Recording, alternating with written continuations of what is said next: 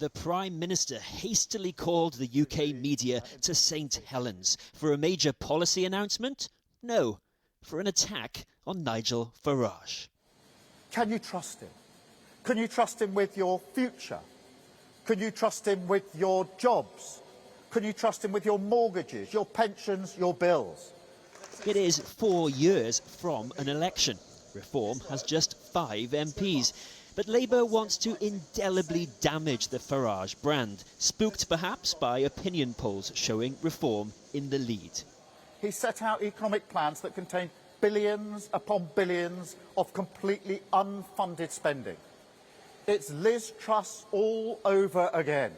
Will it work? It certainly keeps Nigel Farage in the news after he called his own press conference earlier this week to promise huge tax cuts and went after Labour voters, rebranding Reform as the party to reinstate pensioner winter fuel payments and scrap the 2-child benefit cap. Lifting the 2-child cap is the right thing to do. Not because we support a benefits culture, but because we believe for lower paid workers, this actually makes having children just a little bit easier for them. The Reform UK leader posted on social media today that he was under attack because his party is winning after strong local election results in England and victory in the Runcorn and Helsby by-election. One big problem facing Keir Starmer, that many in his own party agree with the Reform leader that a U-turn on the 2-child cap is the right approach. Today, he merely hinted there could be a change of mind when the delayed child poverty strategy is published in the autumn.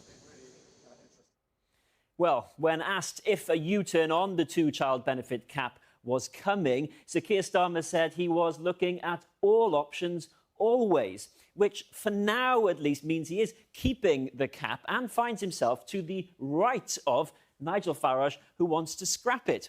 Now, many charities say the cap is the single biggest driver of child poverty, and exclusive new data shared with Channel 4 News from the Institute for Public Policy Research shows the 2-child cap on benefits is pushing 80 children per day into poverty. So let's take a closer look. The cap was brought in by the last Conservative government 8 years ago so that families on benefits, they argued, would face the same financial constraints on whether to have more children as those not on benefits. And it restricts universal credit or child tax credit support to the first 2 children in a family, meaning families won't get those benefits for a 3rd or indeed 4th or 5th child born after April 2017. For some families, that lost income means they fall below the poverty line. Now, if the government removed the 2-child cap today, 290,000 children fewer would be in poverty overnight, the IPPR says. But if not, this number will be kept in poverty over the next year.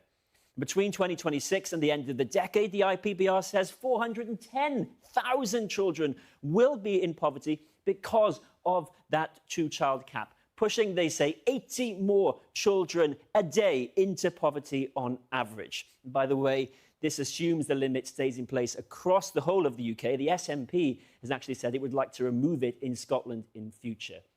But Education Secretary Bridget Phillipson has said although the UK government is considering scrapping the cap, it would be expensive to do so. A huge £3.5 billion to get rid of all this, according to the Resolution Foundation.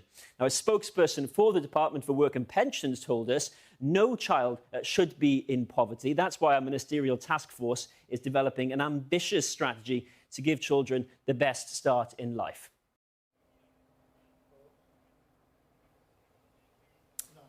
Well, a little earlier, I spoke to the Chief Secretary of the Treasury, Darren Jones, and I began by asking him if Nigel Farage was setting the agenda at present. No, I think our job in politics is to highlight that any party that's trying to be a serious political force in British politics has to act like it.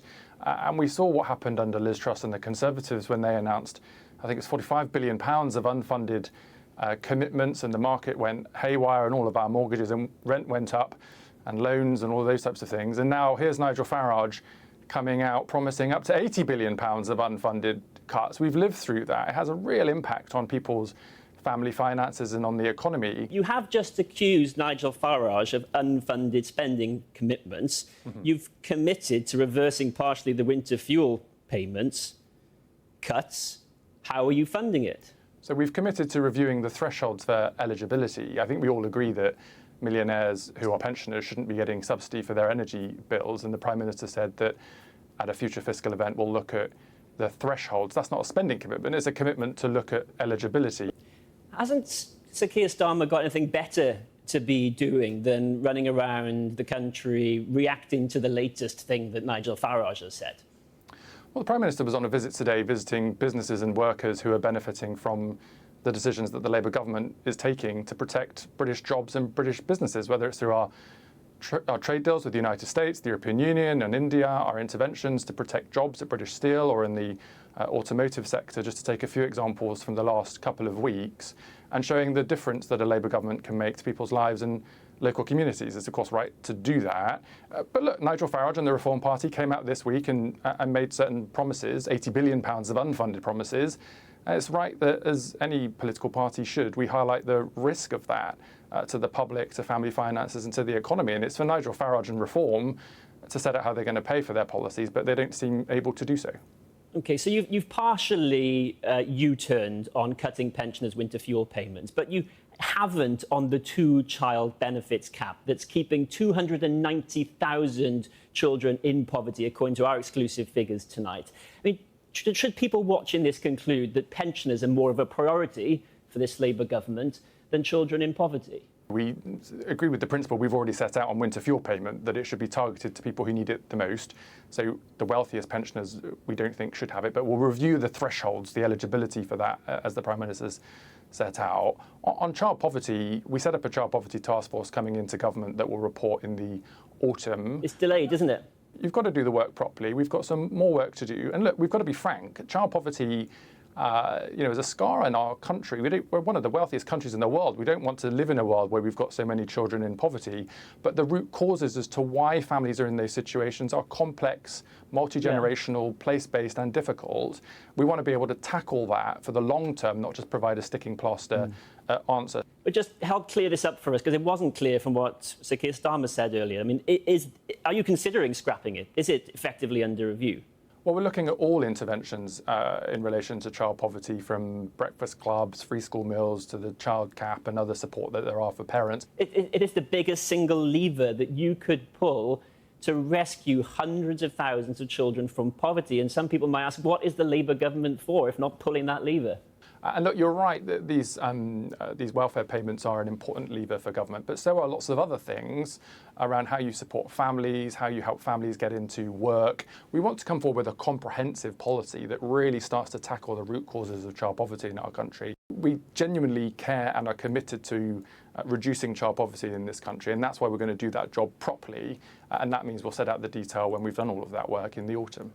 And just turning to the tariff news today, steel and car tariffs will not be affected by the US court decision. So it should be good news that the UK got those tariffs down from 25% or thereabouts to 10% in that historic deal, you called it, that you made such a fuss about, except it's not actually come into effect yet, has it? Well, as you said, the deal with the United States was important. We were the first country in the world to get a deal over the line with President Trump's administration. It had a direct impact on protecting thousands of jobs in the UK, specifically in the automotive sector, for example, at Jaguar Land Rover, but in lots of other parts of the UK economy. It was right that we got that deal across the line and that we continue to work to get the best deal for British workers and the British economy. Now, the court ruling is a domestic court ruling, is a domestic issue for the United States. We'll see how that plays out in the coming days, I'm sure. But it's no good. This big new deal is no good if it doesn't actually come into force. So when is it going to come into effect? Sure, look, and we will get more detail on that. But all I'm saying is the thousands of people who would have been made redundant a couple of weeks ago